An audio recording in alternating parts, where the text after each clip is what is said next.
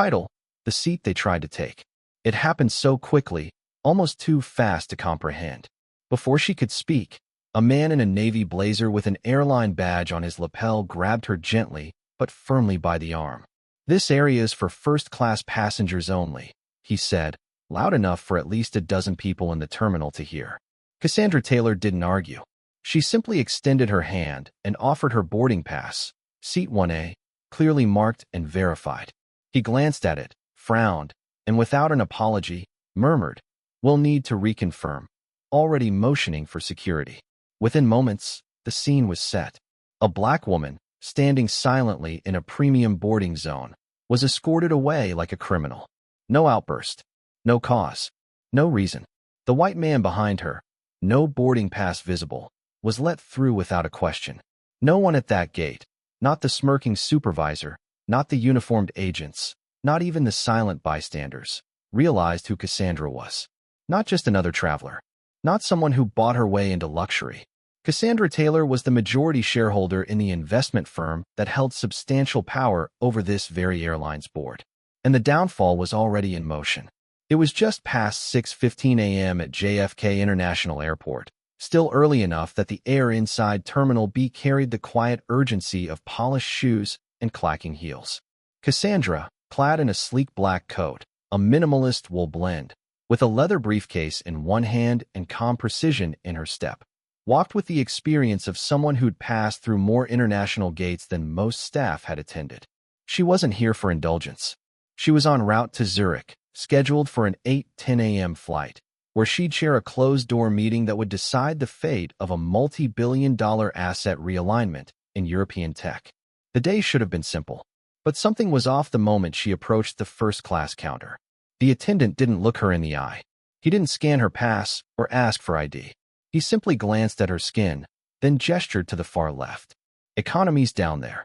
"I'm flying first class," Cassandra said, evenly, holding up her phone. Her ticket glowed on the screen. "Zurich. Seat 1A. Premium check-in." The man didn't even glance at it. "Left lane, ma'am." Cassandra didn't flinch. "This is my lane." The man's jaw locked. "Please step aside." A man in khakis and a travel blazer strolled up next to her. White, mid-40s. No luggage. He was greeted with a smile and a question about water preference, still or sparkling. Cassandra circled to the side, approached a different kiosk. There, another employee finally scanned her pass. "Oh, 1A. Good seat." No acknowledgement of the earlier exchange. Just casual small talk, as if everything prior hadn't just happened. She said nothing. Through TSA pre-check, her global entry should have guaranteed a swift process. But the scanner lit up red. "Random secondary screening," the officer said. She looked past him and saw 3 passengers breeze through the exact same line without pause. 2 white women, 1 man in a sports cap. Her bags were flagged. The agent who inspected them treated the contents like garage sale leftovers. Her tablet, her documentation folders. One marked confidential, Altair Capital. He flipped through it with unloved hands. "You in finance?" he asked. She didn't reply. He chuckled. "A lot of paper for someone going digital." "I manage assets people like you can't see," she said. No response. No supervisor stepped in. She packed up her belongings herself. At the lounge entrance, her boarding pass was declined. "Not cleared for lounge access," said the woman at the desk. Cassandra pulled up the receipt of her ticket purchase. "Oh, system glitch," the receptionist said, forced smiling. "I'll override it." 3 attempts. Finally, it blinked green. Inside, Cassandra sat near the window, hands folded, spine straight. She wasn't here for champagne or velvet chairs. She just needed stillness. But even that would not last. At 7:03 a.m., her flight hadn't left. But it had left her.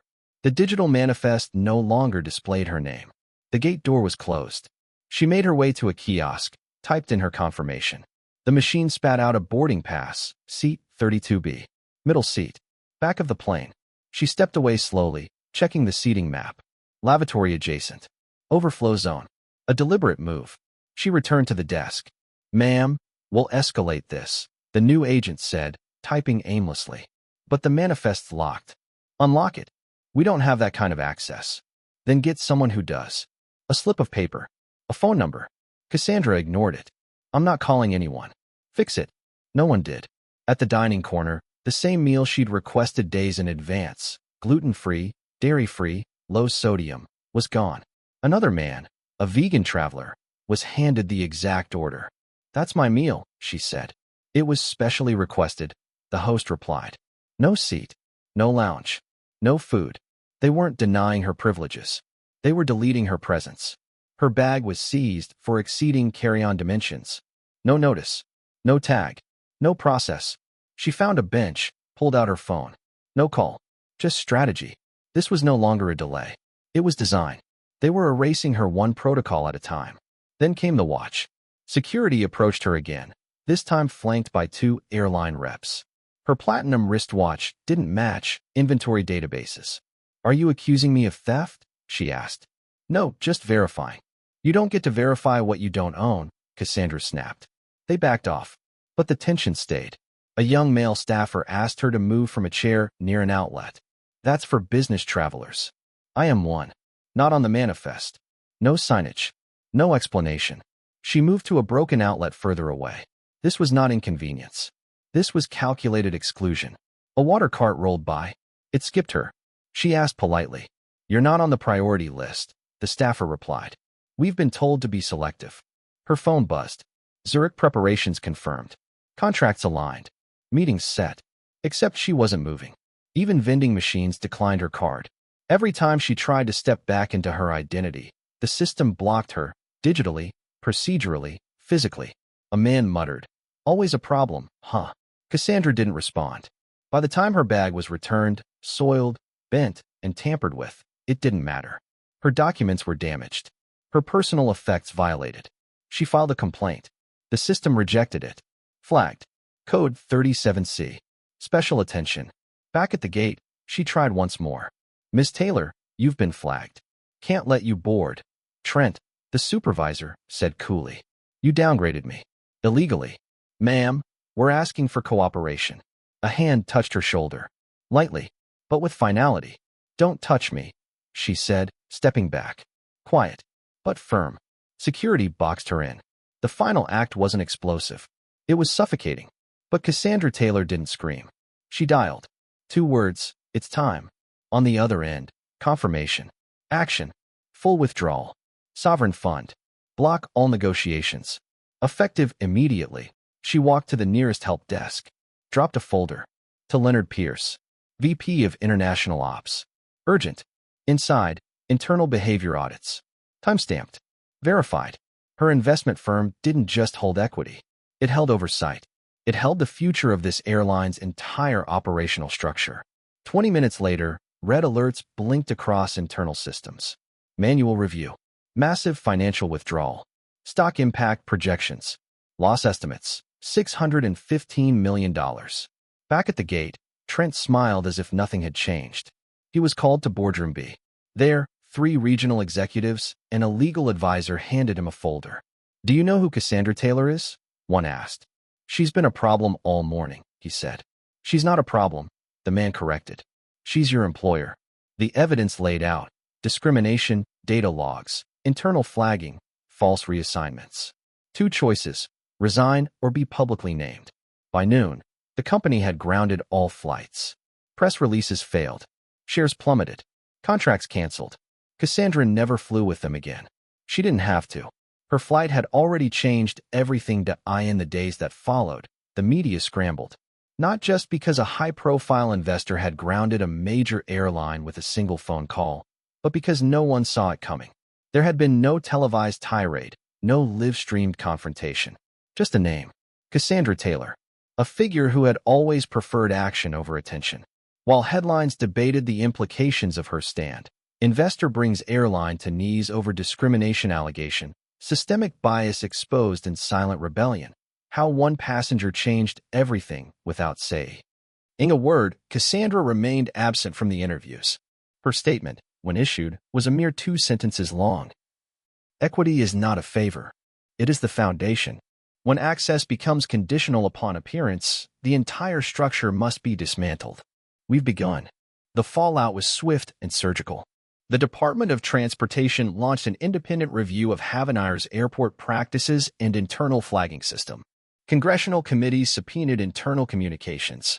Class action suits formed quietly and rapidly. Civil liberties watchdog groups flooded forums and social media with testimony from passengers who'd experienced similar mistreatment. Many had been dismissed. Until now. The airline tried damage control. Their PR division drafted heartfelt statements. Their CEO stepped down within a week. They offered Cassandra formal apologies, private meetings, restitution, and open-door panels for collaborative reform. She declined them all. Her presence had already spoken.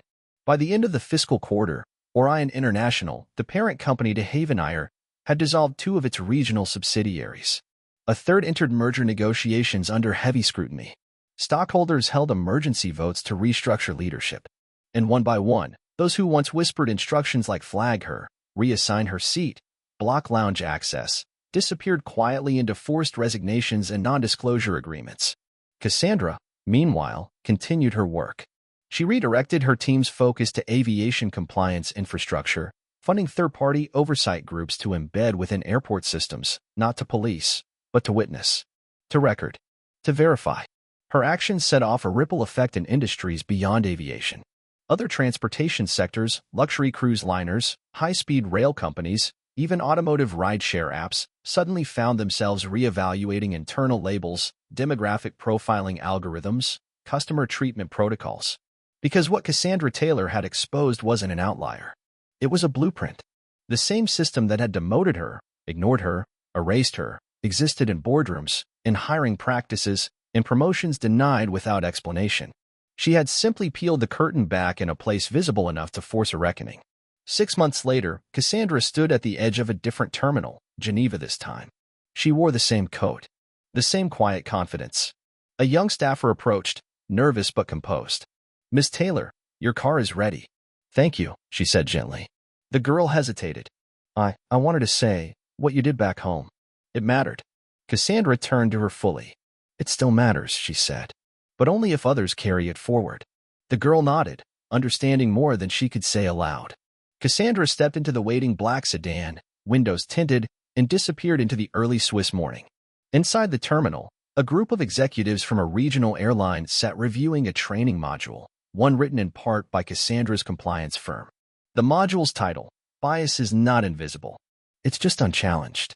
They didn't know she was in town, that she'd quietly rerouted millions in global travel contracts away from institutions still clinging to outdated hierarchies. She never flew under her name anymore. Not out of fear, but out of strategy. When systems know you're watching, they behave. But Cassandra Taylor didn't need to be seen. She just needed to be known. And she was. By every executive who flinched at her name. By every staffer who remembered the silence she dismantled.